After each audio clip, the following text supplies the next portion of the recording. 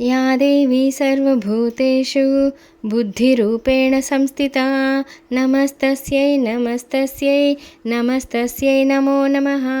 या देवी सर्वभूतेषु निद्रारूपेण संस्थिता नमस्तस्यै नमस्तस्यै नमस्तस्यै नमो नमः। या देवी सर्वभूतेषु क्षुधारूपेण संस्थिता नमस्तस्यै नमस्तस्यै नमस्तस्यै नमो नमः।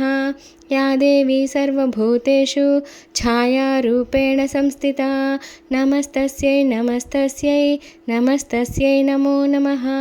या देवी सर्वभूतेषु शक्तिरूपेण संस्थिता नमस्तस्यै नमस्तस्यै नमस्तस्यै नमो नमः। या देवी सर्वभूतेषु तृष्णारूपेण संस्थिता नमस्तस्यै नमस्तस्यै नमस्तस्यै नमो नमः।